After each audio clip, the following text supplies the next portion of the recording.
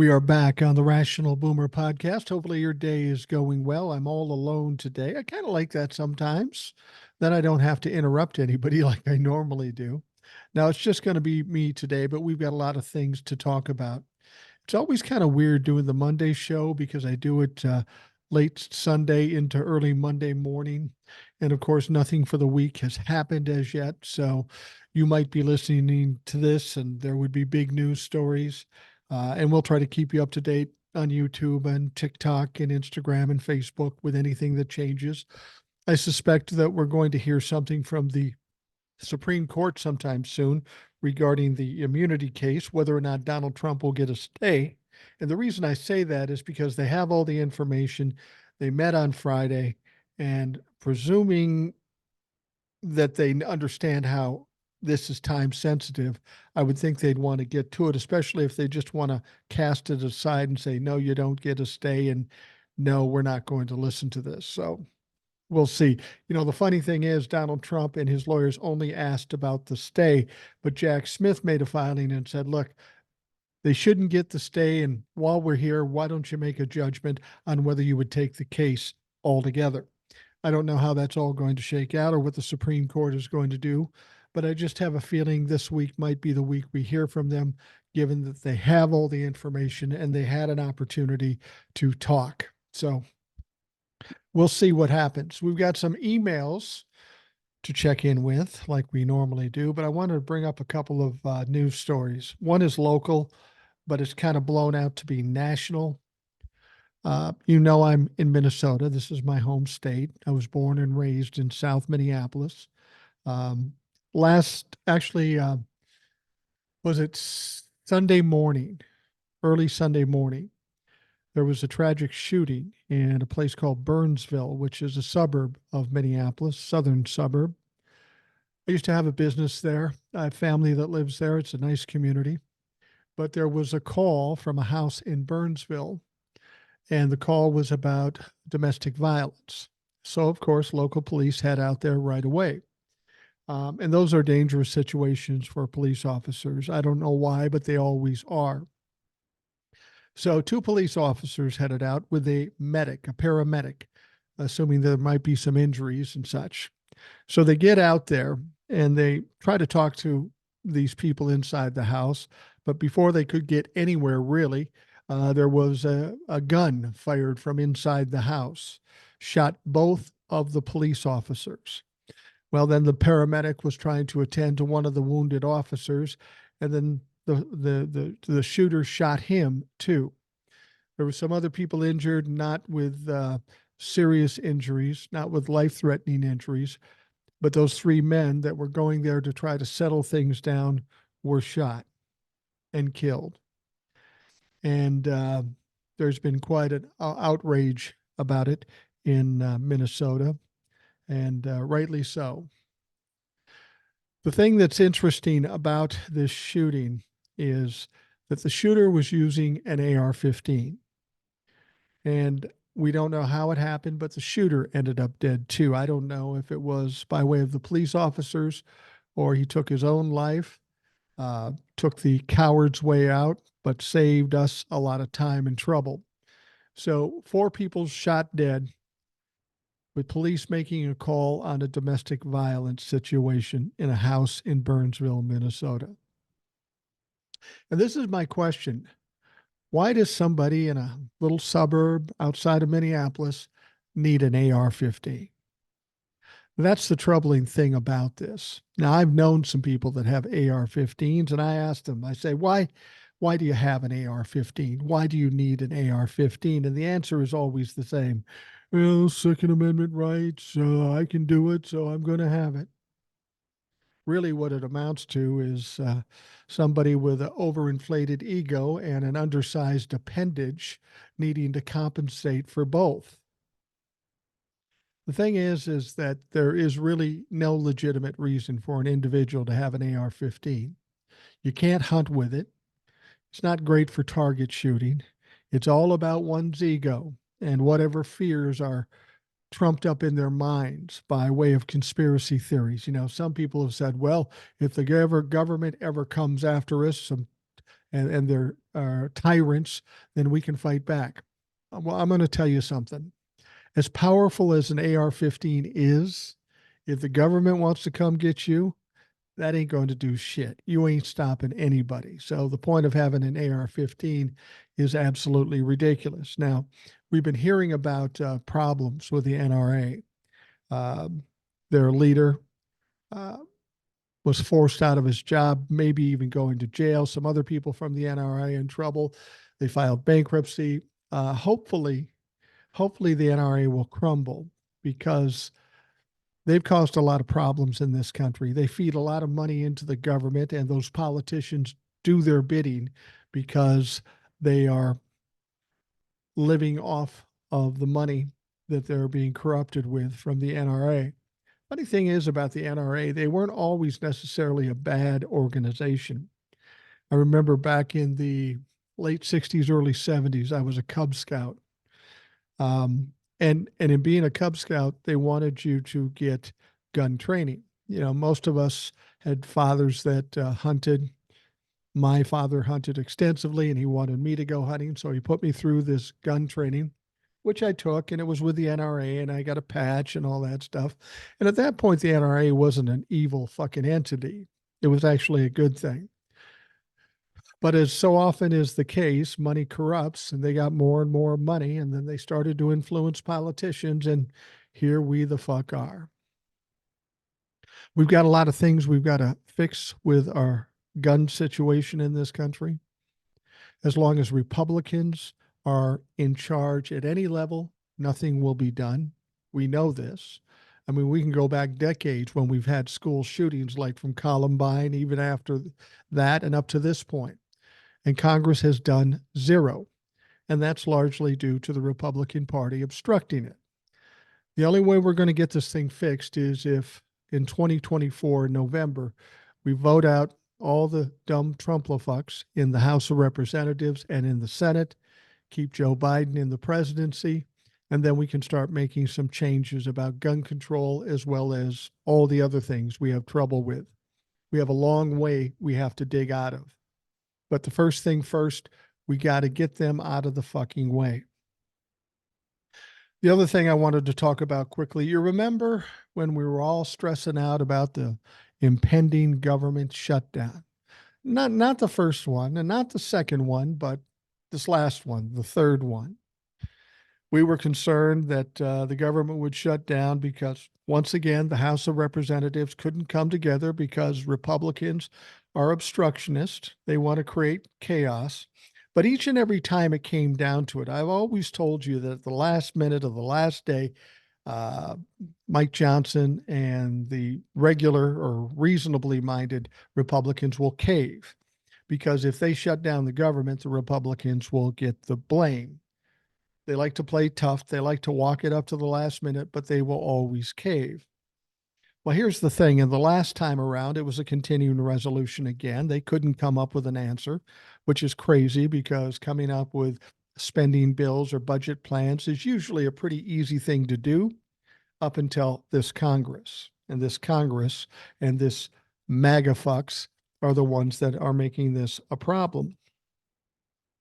So the continuing resolution they signed last time around was taking us up to March 1. We are now toward the end of February. So we're a short time away from this impending shutdown. Now, you would think over the months that they've continued this resolution, they might be working on it. And maybe they did for a little bit at first. But what you need to know is Congress took a vacation all of last week, all of this coming week. And when they get back, they will have 4 days to come up with some resolution, either a continuing resolution or a final resolution for the spending bills and the budgets. And that's all they have. They may give themselves all this time. We need more time, but then they waste all this time and walk it up to the last minute. And they'll do it again today or this week or next week. The thing is, will they come up with a final resolution? I don't know how they're going to do that. We've got Republicans absolutely refusing to cooperate with Democrats. And without that happening, we're never going to get a resolution. So it's possible and crazy that we might get another continuing resolution. We'll see what the fuck happens. Hopefully it's better than that, but I don't have a lot of confidence when it comes to Trump-la-fucks. So um, Congress will be back in session a week from today, and then they have till the 1st of March to figure out what the fuck's going to go on. And I will tell you this, like I told you before, they're not going to shut the country down. It's going to do too much damage to the Republican Party. Most people of a reasonable mind don't want this. They're going to take some heat from their constituents if they allow this to happen. So I wouldn't get too worked up about it. They've run you through the ringer 3 times, and every time they figure it out, at least to continue in a resolution. And I suspect that's what we'll be looking at this time around as well. I wonder sometimes if they're going to keep doing continuing resolutions up until the election. I think if the Republicans had their way, they would do that. But hopefully that's not the case. Hopefully um, sounder minds will come together and get this fucking thing done. All right. Let's check out the emails. Dear Mike, here I am again, and I have to say I'm extremely disappointed. This fine for Trump, yes, 363 million is a lot of money to find, and hopefully he won't find that money and he's stuck with that. But it's the rest of the ruling that really gripes my shit. It seems they're appointing someone, the same judge that has been keeping an eye on things so far, to virtually run his business for the next 3 years, probably far better than Trump family has up till now. And after 3 years, there's nothing stopping Trump from going right back to it. There's no mention of winding up his businesses or selling his assets. Nothing. And if you realize this was you or me, for one thing, it would have been a criminal prosecution. We would be in jail for this, much business and tax fraud. And Trump gets his business run for him and returned after 3 years. Where is the justice in that? The system is ridiculously biased in favor of the rich. It's no wonder people hate all politicians in America. A couple of things you have to consider. Yes, she is running an organization for Donald Trump. There are probably bills that need to be paid and people that work there that weren't part of the fraud. And she's doing that for 3 years. But what are the prospects for the Trump organization? Don't forget, there was criminal charges against the Trump organization. They were found guilty for 17 occasions of fraud. That doesn't make for a strong company. The future for the company is not good. As far as 3 years, with Donald Trump not allowing him to be running the company in 3 years, you got to look at the situation. Donald Trump is going to be 78 years old. He's not in the best physical or mental health. He's going to have more pressure laid on him over the next 8 to 10 months that even a 30-year-old man couldn't handle. It's very likely that he will be convicted and he will end up in jail, and he could be anywhere from 4 to 30 years. So basically that 3 years, what that 3 years does is allows him to do nothing up until the time he gets convicted, and then he'll be put away for a long time after that. See, the thing is that while it's 3 years for him, it's basically a lifetime ban because he'll never be back in a situation to do that again.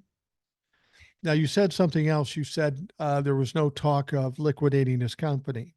No, there was no talk of it, but trust me, it's going to happen. He's got to come up with $500 million in short order. I'm talking about 30 days. And people are saying, well, he'll get it from this place or that place. First of all, any of those places he might get any money, he's not going to get it that fast. So in order to appeal in 30 days, he's going to have to put up all the money. Now, people will say, well, he could get a bond and somebody would finance it for him, and all he needs to come up with is 20%. Really? Who's going to give him that credit? Who's going to give him that loan and put up that bond? I mean, think about it. In the first E. Jean Carroll case, he had to put up the $5 million bond because that's what he lost. He took it out of his pocket. And you know why? because he couldn't get the financing for it. Nobody was willing to do that. So do you think somebody's going to do that for $500 million? First of all, nobody's going to trust him.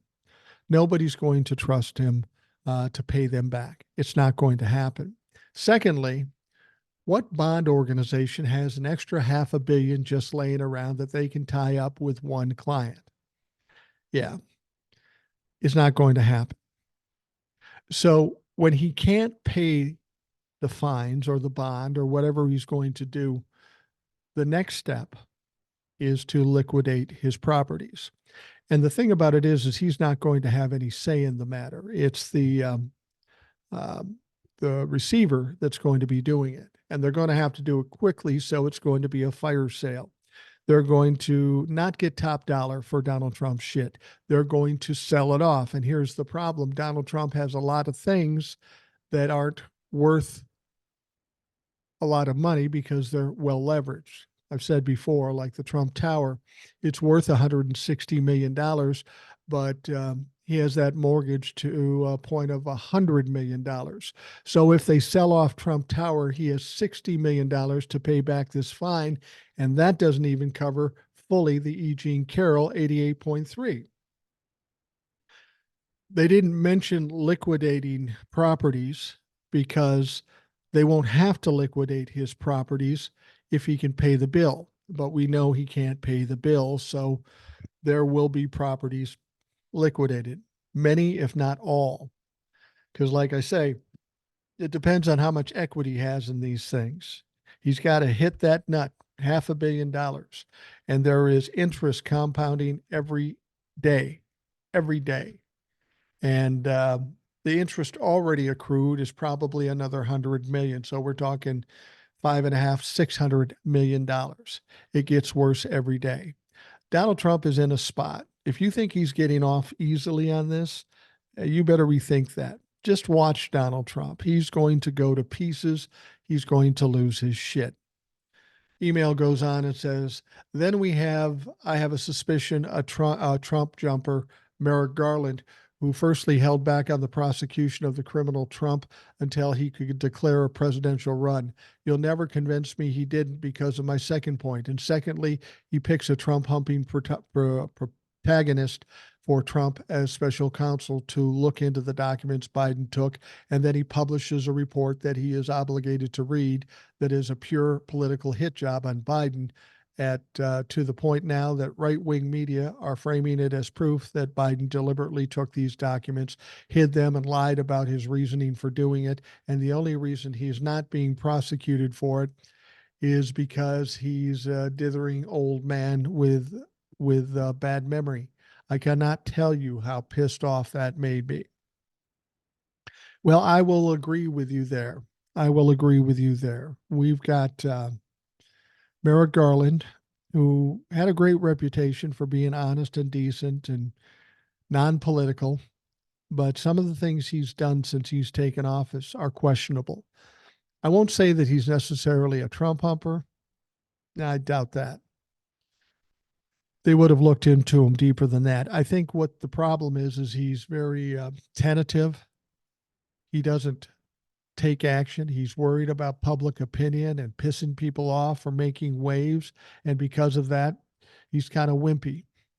Regardless of why he's doing these things, I think once we're done with these cases or we get to the new term, he needs to fucking go. You know, I liked him when he came in, but the guy's not doing the job, so he needs to go. We need somebody that's more aggressive. There's a lot of crimes and a lot of corruption going on in politics, and we need somebody who is a bulldog and can go after it. Merrick Garland is not that guy. She goes on to say, then we have the complete farce that is the Fani Willis hearing. Oh my good God. I watched the shit show while that stupid Karen of a lawyer interrogated Wade for hours about where he spent his own hard-earned cash.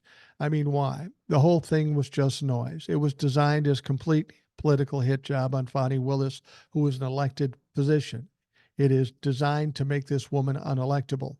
It will go nowhere in court and certainly won't lead the case to being dismissed against the Trump cartel. The thing that bothered me about this one is the fact that this is a ridiculous reason, and both sides know it, to dismiss this case against Trump cartel. But still, the judge showed his Federalist membership and his Republican appointment. Trump cannot win in November. We know it. The Republican Party knows it. He cannot win in these court cases because the evidence is insurmountable. But still, he and these right-wing organizations who have been allowed to get a strong foothold in every aspect of the media, political, and judicial systems in America. They are a cancer that has been spreading in the country for years, since Reagan stripped the controls off them. They cheat and they lie to get their way, and because the media doesn't point it out, the vast majority of people don't find this out. My one true hope is that all the twisting of facts and character assassinations are due to the fact that they know that in the end they will not win. That frantic, dangerous reaction to them slowly but surely being dragged towards justice, as you said, these people will become more dangerous as they get more cornered, and these are the proof that you're right. Sorry, it's such a rant. Angela. Yeah, Angela, you're a little wired up, but I don't blame you. I think we're all worried about this thing. The thing about Fani Willis, you have to understand, Fani Willis is a tough woman. Um, as Muscles and Nursing would say, she's that bitch in a good way. I don't mean that negatively. But given the circumstances of this hearing and this complaint, don't be surprised if when it's all said and done, these lawyers and this defendant don't get some kind of indictment for obstruction of justice, because that's exactly what this is. Much like Joe Biden was with that special counsel report, Fani was pissed. She was pissed, and she's not the kind of woman I'd like to have pissed off at me. So it's going to be interesting to see what happens. She's not going to get disqualified. The case will go on. And this is just the constant noise that the Republicans do. But Angela, I want you to look at this, and maybe this makes you feel better. They're grabbing at straws. They're trying to do anything. But notice one important thing: of all the things they've ever done, they failed every fucking time. They're trying to impeach Joe Biden, and their star witness is now arrested for telling lies at that same hearing. They get embarrassed and they lose. They constantly lose, and it's going to get worse. Yeah, we've got some rough spots here and we have to deal with some bullshit, but eventually these motherfuckers will drown. All right, the next one says, hey, Mike, I have an idea. Let's get these paranoid, gullible right-wing morons to beat themselves up. The Trump-lefucks have set up a GoFundMe for Trump, apparently. You could make a TikTok and say, I heard that someone has set up a fake GoFundMe for Trump, and then mention Build the Wall turned out to be a scam as well. This latter is actually true per the DOJ. It's not a lie. You're just saying you heard it from someone, me technically. Love what you're doing. Sincerely, Al. Thanks, Al. Yeah, honestly, Al, I get what you're saying. And at a younger age, I might do that. But I prefer to just stand back and let them sink themselves, really, because it's like kicking a puppy. They're losing so badly right now. And I don't want to put out that vibe where, I'm negative in the sense of how I talk about them, but I don't want to get in the same games. I've been tempted so many times, but I'm not going to do that. All right, we have an email from Old Soul. I know you'd be looking forward to that. Hey, Boomer, did you see that bizarre appearance Trump made in Philadelphia today at SneakerCon? The entire event was downright strange, just strange. Trump has been booed before, but I don't think he's ever been booed this badly. Yeah, he was booed pretty good. Not even the cult women getting on the stage and acting like Trump was the second coming stopped the boos. I got a good laugh when his played out lie about having people lined up around the building didn't work. Yeah, people were lined up around the building, all right, lined up waiting to get in so they could mercilessly boo them. I didn't think Trump's financial woes could get any lower than the Trump GoFundMe, but leave it to Trump to stoop even lower. Yeah, no question. I never thought I would see the day that the former president of the United States would stand on stage being booed as he hawks sneakers and cologne. You wonder what that cologne smells like. If it smells like Donald Trump, then it's a combination of flop sweat and shit. I'm just saying that's not the kind of cologne I would care to wear. She goes on to say, since they designed the fragrance of the cologne after Trump, what do you think the cologne smells like? I predicted what you was going to ask. Yeah, I know what it smells like. The first thing that comes to mind was Pepe Le Pew in a bottle. I'll leave it to Old Soul to take the softer, sweeter angle. She said basically what I said, but in a much nicer way. Anyway, for the people who have been waiting for Biden to stoop to Trump's level of pettiness, I'll leave them with the Biden Harris response to Sneaker Con. Here's the quote. Donald Trump showing up to hawk bootleg off-whites is the closest thing he'll get to any Air Force Ones ever again for the rest of his life, end quote. Thanks for all you do, Boomer Old Soul. Thank you, Old Soul. Looking forward to your next appearance next week or this week. Next email says, I knew the grifts were coming. Trump sneakers, $3.99 a pair, and they're sold out. Yeah, they're sold out. But he only offered 1,000. So he needed to find 1,000 Trumplafucks who actually had access to $3.99 to buy this stuff. They look to be spray painted gold, vulgar, tacky, and overpriced Trump brand. Yeah, they're kind of gauche, as you will. Interesting thing, these shoes have not yet been made. You're pre-ordering them, and they make it very, very specific to say, now keep in mind, these are just representations. The shoes you get may not look like these shoes. What they're basically saying is what you're going to get is a cheaper version of this bullshit. And that's hard to imagine because that looked pretty cheap. He goes on to say, that's a lie, as we both know. It's hype similar to planting a few gold nuggets in a mine you want to sell, publishing your own fake glowing reviews on your Greasy Spoon restaurant, buying all the copies of your own book to make the bestseller list, create an illusion of market demand and popularity. Hype. Thanks, Mike. Keep up the good work. Fix bayonets. And that was Al again. This is second email. All right, the next one. Hello, Mike. Irwin from Belgium. Belgium. We're reaching out all the way to Belgium. I follow all things concerning the Orange Furor because I think that the free world and Europe in particular is in jeopardy when democracy in the USA is in danger. I like your videos very much, and you sound very hopeful that DJT will be behind bars before November elections.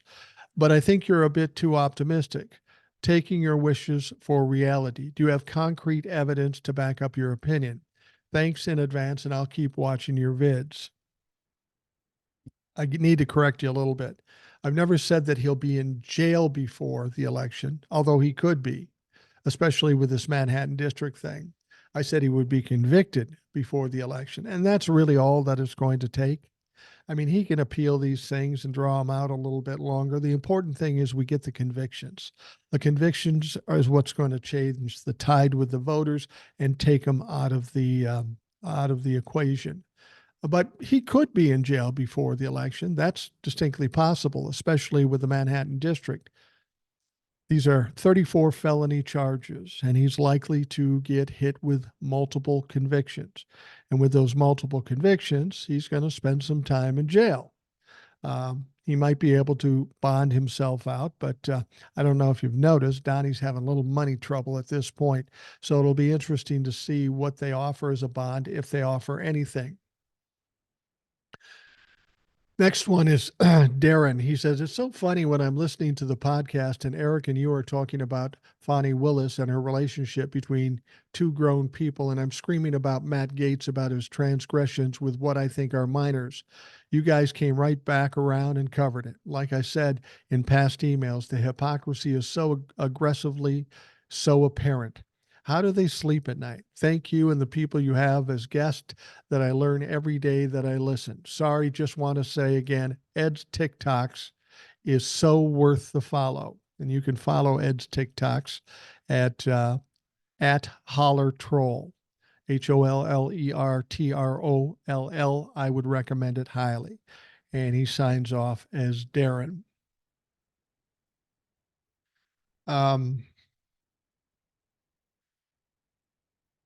John asks, what do you think of the possibility of Dirty Diaper Donnie declaring bankruptcy?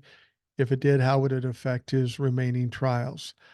He could file bankruptcy, but it's not going to impact his what he owes. He's not going to be free of that. There's just no way that he's going to be free from that. So don't worry about that. I would have to think that he's probably going to file bankruptcy just to get out from underneath the other shit. But bankruptcy doesn't do anything. It's not helping Rudy Giuliani. It's not going to help him either. Okay, here's a couple that come off the podcast page. Don't have a name, just a number. It says Ed is the best, then Old Soul, and then I guess it's Mike. Great. I come in third place. I love it when you guys talk substance. No offense, really. I don't know where the offense would be there. But you like Ed, and then you like Old Soul, and then I'm all right. Don't worry, I don't take offense. I like Old Soul and Ed better than me too. Shamila says it was positive and uplifting. Is it true that he's not pursuing the immunity claim with the Supreme Court? Appreciate your take on that. Well, not yet. He's trying to draw this thing out as much as he can. When he went to the Supreme Court, he was just looking for a stay. He's thinking about mounting an appeal to the Supreme Court. So he's trying to do it in steps so he has more time. As I said, there's a good chance that we'll probably get some response from the Supreme Court this week, maybe, if we're lucky.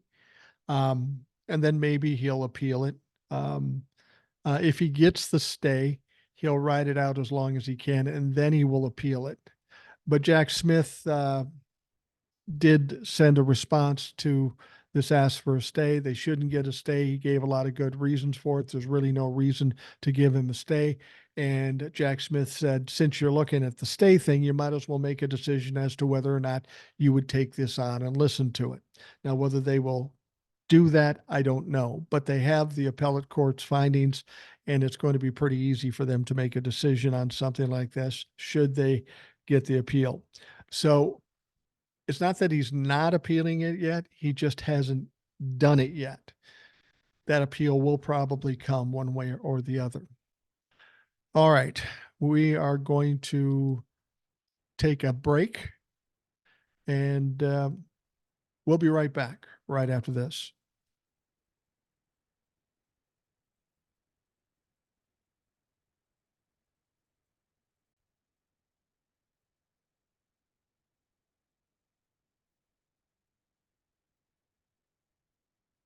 You might remember that Liz Cheney once said that she will do anything she can to make sure that Donald Trump is never president again.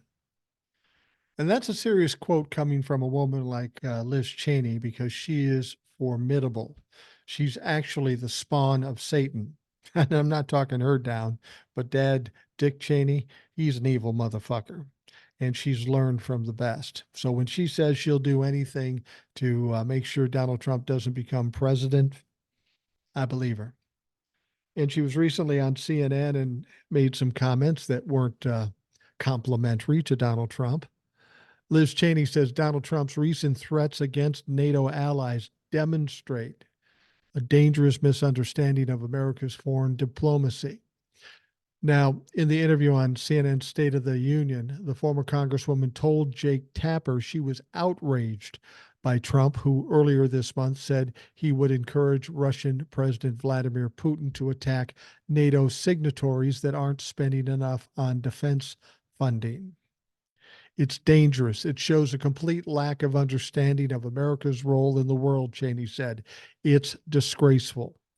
Now, while Trump has repeatedly complained about NATO countries being behind on their bills, the alliance doesn't exactly work that way. That's not the way it's set up. It's not like you got a payment book and you got to make the payments, and if you don't, they're going to repossess whatever you got or send Russia in to attack you.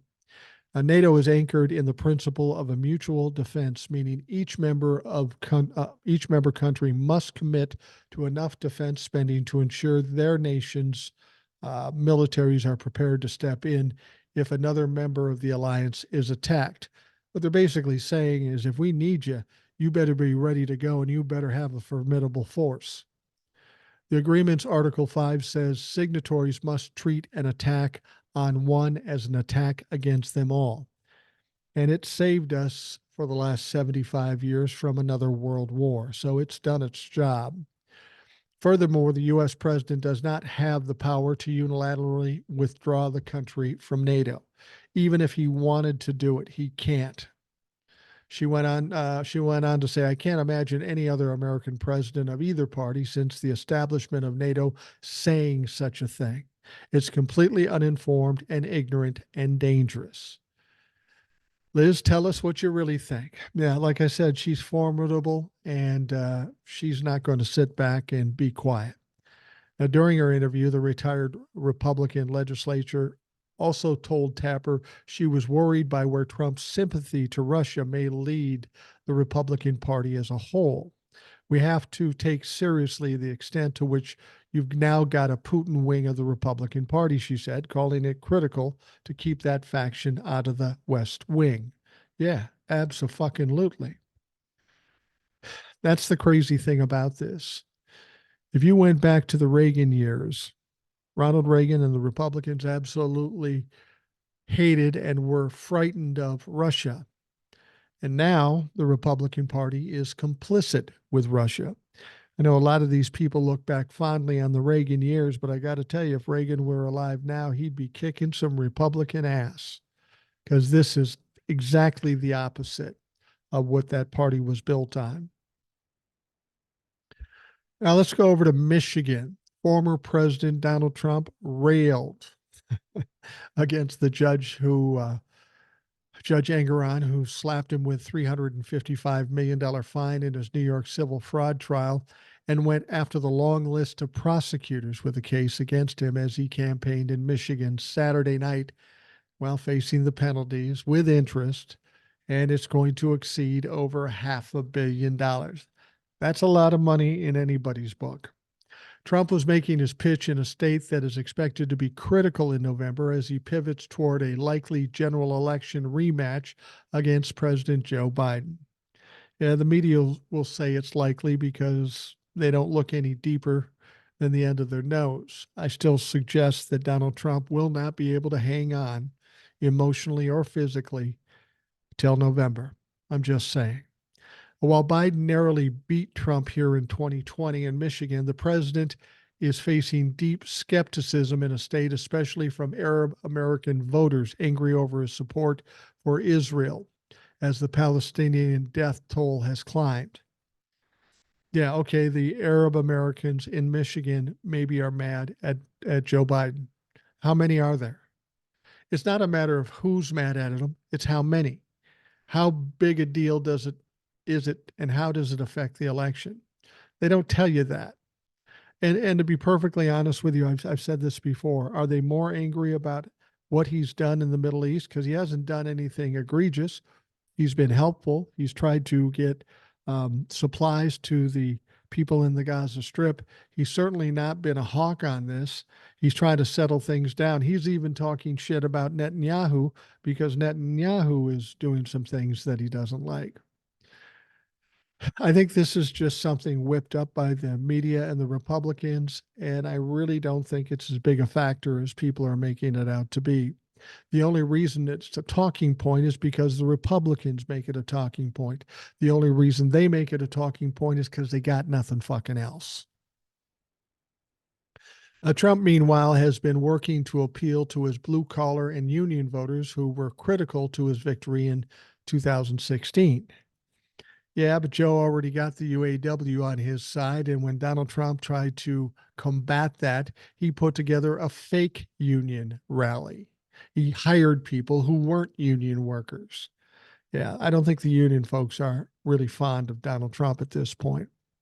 On Saturday, he again made his pitch to auto workers, railing against electric vehicle mandates that he argues will ultimately lead to lost jobs and touted tariffs he put in place. We have to let them know a freight train is coming in November, Trump told more than 2,000 supporters gathered in a freezing plane hangar in Waterford Township in the suburbs of Detroit. But actually, Trump was again more focused on his grievances. He doesn't really have talking points. He just bitches about all the things coming down on him and crying that he is the victim, opening with a 15-minute screed about the criminal and civil cases against him, talking about the $355 million fine after concluding he'd lied about his wealth for years. Trump has vowed to appeal, which is all well and good, but Donnie, you got to come up with some cash. You got to come up with the 88 million or the 83.3 million and the 355 million. And then if the IRS comes through with their 100 million, you're well over $500 million.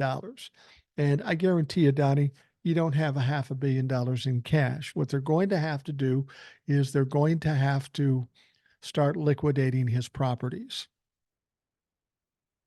Now, like I say, people always say, well, he could do this, he could do that. He's got one other problem. If he wants to appeal, he has to do it in 30 days. So he somehow has to come up with $500 million in 30 days, less than 30 days now. Doesn't matter who you are. That's not an easy task. And all these things that people think GoFundMe or True Social going public, none of that can be done in 30 days. None of it. And he's not going to make enough money in either of those situations. Now, Trump basically said Friday's decision was lawless and unconstitutional atrocity that sets fire to our laws like no one has ever seen in the country before. Why is it that everything tied to Donald Trump is something like we've never seen before? Well, mainly because we've never seen a former president that's as corrupt and criminal as Donald Trump. Desperate times call for desperate measures, and this is why Donald Trump is on the hook so badly. He called the judge in the case, Arthur Engoron, crooked, and New York Attorney General Letitia James, who brought the case, a lunatic. He called special counsel Jack Smith, who brought 2 federal indictments against him, an animal while mocking the pronunciation of Fulton County District Attorney Fonnie Willis's name. Now, Trump has succeeded in the GOP primary by casting the charges, which include state and federal crimes. But this is all he does. I don't know how he expects to win an election when all he does is claim or cry about his misfortune and how he's a victim. It's see, this is the thing about Donald Trump. Donald Trump has so much on his plate. His legal fees were like $50 million over the last 6-7 months. It's being predicted that he's spending $10 million a month on legal fees. And at this point in one of his PACs, he has $27 million. That gets him clear until April, May, mid-June, maybe. And that's a far shot from the election. Starting in March, he's going to be in court every day and probably be there every day henceforth up until the election. He's not going to have any money. They're going to be stripping him of his properties. He's going to be broke as a fucking joke. It's going to be interesting to see how he handles that campaign. He doesn't have a lot working for him, and he's got a lot of evidence coming out and bad information about him between now and November. No money, no time, and a lot of bad pub. Yeah, he's really set up to run a good campaign. All right. Now, according to The New York Times reporter who received Donald Trump's tax returns anonymously during the 2016 presidential election, the former president has already been discreetly liquidating some things. And if that's true, the receivership is going to have something to say about it. In his real estate portfolio, long before he was slammed with the legal fines, uh, speaking with the host of MSNBC's The Weekend, investigative reporter Susan Craig claimed it appears that former president has been stockpiling cash, although it is unclear how much he had on hand, noting that $450 million financial fraud judgment handed down by Judge Arthur Engoron on Friday, in addition to the $83 million due to E. Jean Carroll. Craig explained Trump has few options besides dipping into his own cash reserves, since most banks are off limit. Like I said, he's not going to get anybody to loan him the money or bond out the money for him, because they're not going to get paid back. And $500 million, a lot of money. Has Donald Trump stockpiled $500 million? I doubt it. He's been hemorrhaging money for some time, paying for legal fees. And when he runs out in one spot, he's going to have to pay Peter to steal from Peter to pay Paul. And that's a bad road to be on. And when you're on that road, eventually you crash and burn. And I think that's where Donald Trump is headed. She goes on to say he won't be able to go to banks and get a loan. She explained while he was president and since he left office, I think a lot of people, when they think of Donald Trump's banking relationships, think of Deutsche Bank, which has done so much with him. What a lot of people don't know is that in recent years, Deutsche Bank has exited the scene. They said they don't want to deal with Donnie Trump any longer. In fact, another thing that wasn't noticed, I think that during his presidency, there was so much going on. It's just that Donald Trump has been shrinking his financial holdings. He sold, well-known, the old post office hotel that had the operating lease in Washington, D.C. And the amount of money he didn't own the building, he owned the lease. So he only made a little bit of profit there. He doesn't have a lot of equity. It's going to take a lot of properties to cover that amount. The idea that maybe he's thinking ahead and stockpiling money and he'd have $450 million to pay cash. First of all, get him to do it. He doesn't like paying bills. You're going to have to peel that money out of his cold, dead hands, to quote Charlton Heston. But this is not going to be an easy thing. There's no way out, and there's no way he saved that much money. He's just hemorrhaging too much money at this point. Now, former Republican National Committee Chair Michael Steele, who's on MSNBC, he blasted Donald Trump's daughter-in-law, Laura Trump, on Sunday morning over her plans for the RNC's cash if she is added as co-chair. Donald Trump ran Ronna McDaniel out of the position. She's resigning, and he wants to get Laura Trump in that position, or at least in a co-position. Now, with her father-in-law endorsing her for the position, the wife of Eric Trump appeared on Newsmax and stated her priority would be to get Trump back in office no matter what it takes. She basically said that all the money is going to go to Donald Trump. That should be the number one priority. It isn't surprising that Donald Trump is trying to figure out a way to steal the money from the RNC. But the problem with the RNC is this. The DNC has a stockpile for the election of $117 million. The RNC has $8 million. You see the discrepancy there? They're in trouble anyway for this upcoming election. They can't do the things they want to do. The RNC just doesn't have money, and they're having trouble collecting more. People just don't want to give money to fucking losers, and they are losers, and they will be losers. Laura Trump stated the RNC needs to be the cleanest, most lethal political fighting machine we've ever seen in American history. And Trump is going to make sure that happens. Yeah, that sounds brilliant. Every single penny will go to the number one and the only job of the RNC. That is electing Donald J. Trump as president of the United States and saving this country.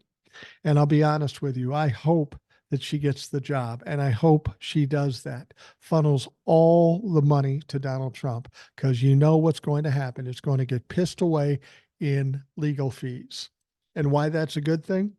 Well, then all the down ballot people won't get any help from the RNC, the uh, representatives, the senators, the legislators in the states. They will get no help from the RNC, and that's good news for the Democrats. Now, Michael Steele said, I will start by saying wrong answer. This is not the number one responsibility of the RNC to elect Trump. The number one responsibility is to elect every candidate on the ballot on behalf of the party. It is to raise money for those candidates who are on the ballot. He continued, it is to place the infrastructure every candidate will need. Getting heated, he continued, you are required. So let me give you a little bit of training here, Laura, since you want the job. You are required to organize and coordinate every state party and the territories of the United States who are in the Republican family, and you are to provide them with a platform for which you will launch a platform to talk about what the party believes. I'm sorry, we don't have a platform, and they don't have a platform. Is that your number one priority, Madam Co-Chair? I don't think so. Like I say, I hope she gets the job, because she will fuck it up because she's a Trump. They will drain the money. It'll get pissed away by Donald, and the Republican Party will have absolutely nothing. That sounds like a perfect scenario for me. All right, CBS host Robert Costa was talking to Tim Scott on TV, and I'm sorry. Tim Scott looks like such a weirdo, such a fucking dope. He's such a sycophant, and he's stupid about it. It's just incredible. Robert Costa challenged Senator Tim Scott after he claimed the Justice Department was weaponized against former President Donald Trump. Yeah, the only people that weaponized anything, it was Donald Trump and the DOJ against the Democrats. Now, during an interview on CBS's Face the Nation, Scott railed about charges against Trump. Supporters for their former president have said the justice system was weaponized against him. Here's what we know without any question, that this has only exposed a two-tier justice system that many Americans fear, Scott said. You have a justice system that hunts Republicans while protecting Democrats. Funny, because Donald Trump has been the most protected defendant we've ever seen. He's been able to do things that no other defendant would have been able to do, and it seems like him that's being protected. Now he goes on to say, now, just however the former president, but whether it's pro-life activists or folks showing up at school board meetings being referred to by the Department of Justice as domestic terrorists, he continued. We have a two-tier justice system that is being exposed. Yeah, it's been exposed, but it's not been exposed in the way you think. It's the Republicans that try to weaponize things like the hearings for Joe Biden and trying to impeach him with no fucking evidence and a star witness that's going to jail. That sounds more like weaponizing than whatever the Democrats are alleged to have been doing. Now, Costa said to him, you talk about the Justice Department being weaponized, but that's a claim made without evidence here, that it's somehow being weaponized. You have to have intent when it comes to making that kind of claim. For his part, Scott pointed out to a special counsel report that did not recommend charges against President Joe Biden. The characterization have been highly contested, and there's no charge included in that report, Scott opined. What he fails to mention is that there's a vast difference between Joe Biden and Donald Trump when it comes to classified documents. They found classified documents with Joe Biden, and he turned them over immediately. Donald Trump was found to have 40 boxes of classified documents. He was asked to turn them over. He didn't. Then he tried to hide them in his house. He refused to give them back up until the time the FBI had to come knocking at the door, go into the house, and fucking drag them out. You can see the difference there. And I would love Tim Scott to explain why Joe Biden should be treated like Donald Trump under those circumstances. All right. Former South Carolina Governor Nikki Haley. I can't believe she's doing this. This is absolutely ignorant. And the only reason she's doing this is she's counting on Donald Trump dropping out and she wants to still be able to get the Trump fuck vote. This is the only reason she's doing this. And in the end, it will be a stupid decision. And Nikki Haley won't be the nominee either. Former South Carolina Governor Nikki Haley vowed once again to pardon former President Donald Trump if she was elected to the White House. Now, during a Sunday town hall on Fox News in South Carolina, a voter asked Haley if she would pardon Trump if she beat President Joe Biden in the general election in November.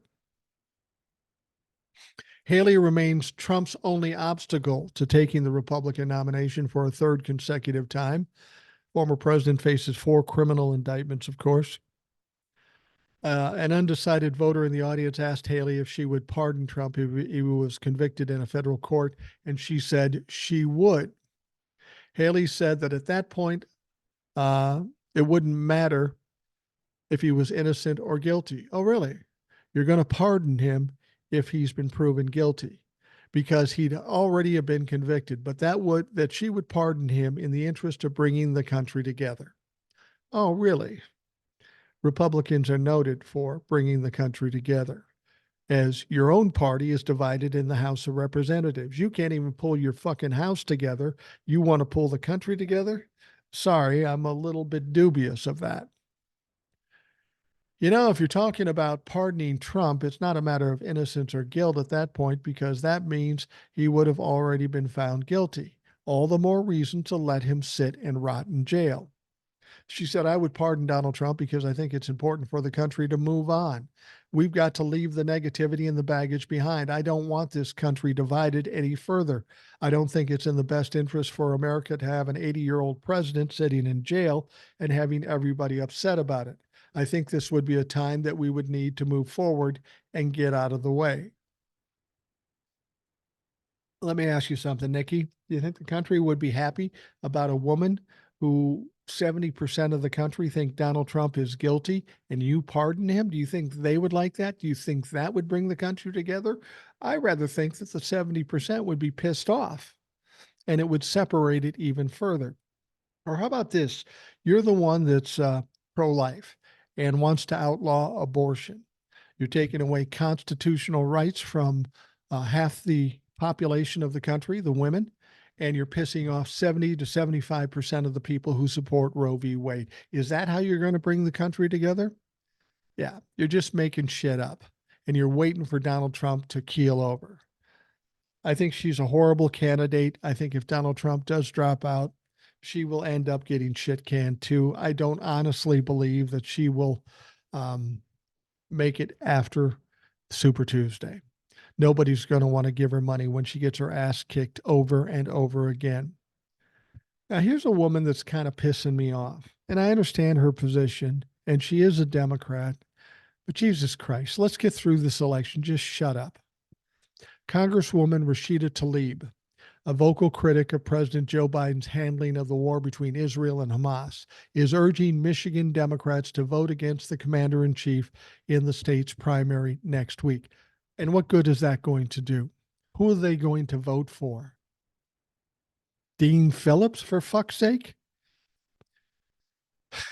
Now, in a video posted to the social media account of a progressive group called Listen to Michigan, which is the leading a campaign against the president over his handling of the conflict, Tlaib called for her home state's Democrats to vote uncommitted in the February 27th primary. What's that going to do? Donald Trump or Joe Biden is going to be the nominee, whether you like it or not. See, this is what I mean. We're trying to win an election here. We don't need people like Dean Phillips or Tlaib coming in and trying to create problems. You keep doing that enough, you give Donald Trump a better chance. Is that what you want? No, it's not what you want. So don't be fucking stupid about this. Now, in a video posted to the social media account of a progressive group, Listen to Michigan, she said, if you want us to be louder, then you come here and vote uncommitted, Tlaib said. Enough is enough. We don't want a country that supports war and bombs and destruction. We want to support life. We want to support life. We want to stand up for every single life killed in Gaza. I get that. But Rashida Tlaib knows that we are an ally of Israel. What does she suggest we do? I think Joe Biden's done a good job of trying to do whatever he can to keep Israel in check and keep the Hamas group in check and try to settle this thing as easily as we can. In this world, you don't always get what you want. Nothing's fair in politics. You have rules you have to follow. And to do this kind of stuff is just it's just fucking noise. And we got enough noise coming from the Republicans, so shut the fuck up. The call for a protest vote against Biden follows a reported meeting between Tlaib and Biden's campaign manager, Julie Chavez Rodriguez, in which the campaign tried to smooth over relations with a progressive congresswoman. At a rally in Washington in October, the Palestinian American Tlaib said the previous president wanted to ban us and probably put us in concentration camps. This one wants us just to die. But Tlaib has continued to criticize the administration and many other Democratic colleagues and is now calling on Michigan Democrats to send a message to the president. This is the way you can raise our voices, Tlaib said. Don't make us even more invisible. Right now, we feel completely neglected and just unseen by our government. And this is one of the problems I've said before. We have problems with MAGA and the Republicans, of course, but that far right left part of the Democratic Party, they sometimes will cut off their nose to spite their face. Go ahead, keep playing this fucking game.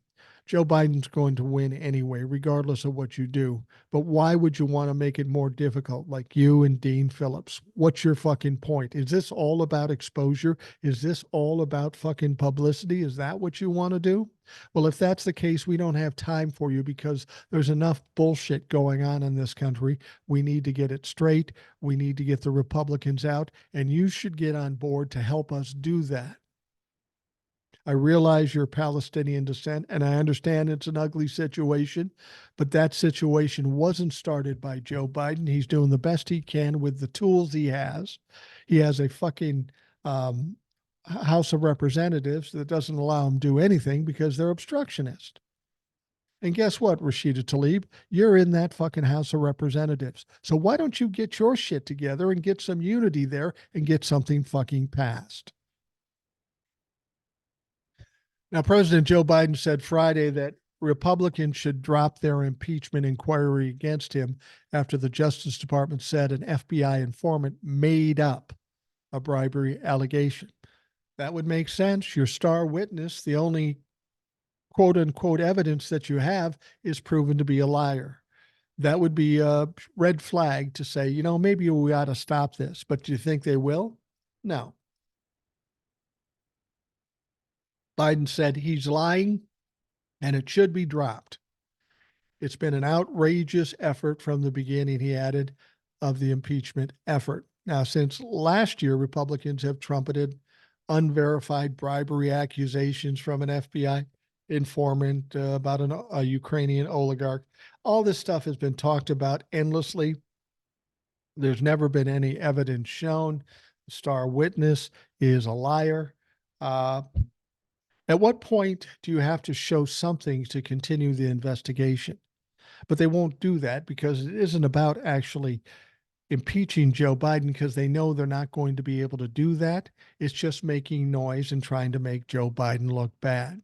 Well, you can try to make Joe Biden look bad, but it's going to be nowhere near as bad as Donald Trump and all you Republican motherfuckers look with all your crimes and corruption and Donald Trump going to court, going broke.